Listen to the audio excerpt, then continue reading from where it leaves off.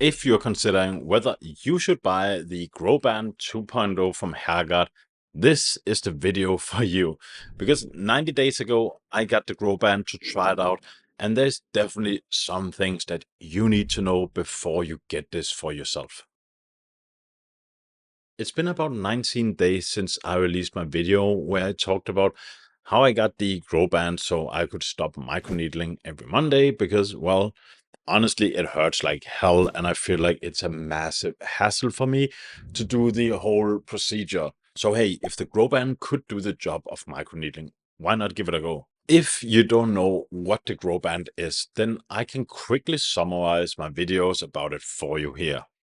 It is a mechanical device that uses air to create pressure around your scalp and move your subcutaneous layer mechanically to stimulate your tissue and improve blood flow. The theory is that this will cause growth factors to rush into the area in a similar way that microneedling works. But while microneedling can cause damage to your skin and your hair follicles, this device is completely safe to use, and there has been done some studies with scalp massages proving it to be effective for hair loss. If you want to know more about how the device works and the studies behind it, I'll link to the video at the end of this video. So just sit tight and watch this video, and then you can move on to the next one if you feel interested in knowing more about the device. But before we talk about whether I think this is worth spending your money on, I want to talk about some of the negative things I experienced while using this device. First of all, this thing does not keep battery long enough in my opinion. HairGuard, if you're watching this, could you please consider adding a little bit more battery time to it? I don't know exactly how that'll work, but it just doesn't have enough battery. I use it about 10 to 20 minutes a day, and that means that I have to charge this device every other day, and there's no real battery indicator on it. It either says full or low, and then it's just in limbo somewhere in between. It's annoying. End of story. Next thing, what is with this weird clip only? Consider adding a strap for the arm so that if someone decides to wear it while brushing teeth in the morning, they don't have to hook it between their butt cheeks to keep it close. And while we're talking about wearing it, how about adding some extra tube? I actually got an arm strap so I could use it, but now I have all this extra tube hanging around me, getting stuck and just pulling the device off my arm half of the time. Honestly, there's a lot of comfort things that I would have done differently. But when it comes down to functionality, these things work. I have no fancy scientific term for this, nor do I have any crazy claims about blood flow, even though I suspect it. But for some reason, when I stop using it, it doesn't take my hair a long time to lose some of the puffiness where it just stands up a little bit more and seem a little bit more fuller. It's really hard to describe, but when I use the device, my hair gets some sort of lift and just stands up a little bit more.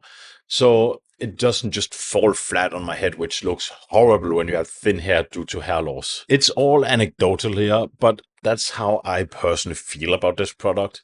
Not only is it safe to use and provides some result in my case, it is also extremely practical since you don't have to worry about using, for example, RU58841 or minoxidil on the same day since it doesn't make stuff go systemic like microneedling would do. Is it giving me any kinds of crazy results? No, this is no magical machine or anything like that. There was a study done on scalp massages that said the following though. Hair number decreased in the massage area at 12 weeks after initiation of standardized scalp massage. Some telogen hair in the massage area might have fallen by scalp massage, and decrease in the number of hair occurred temporarily.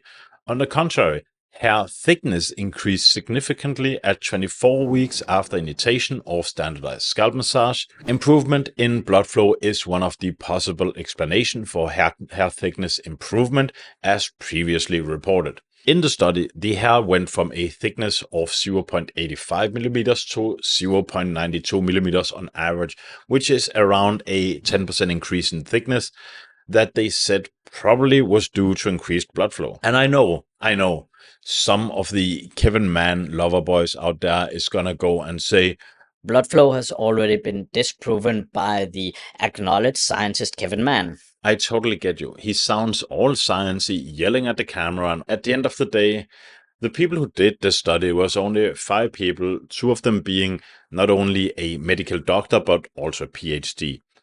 I know I'm probably not the smartest guy in the room since I only possess a Master of Science degree in informatics. That's why I said that it is only anecdotal evidence that I present. But studies done by PhDs and MDs, it's all up to you, but I would believe in a PhD any day over a YouTuber. Anyhow, there was some anecdotal evidence from me and some science around the part to maybe explain why I might feel like my hair is a bit fuller and fluffier when I use the GrowBand. At the end of the day, we're talking about a moderate 10% increase in hair thickness that has been proven, and maybe some hair growth and other good things. But there is one problem with this 10% increase. I'm gonna be 100% honest with you guys.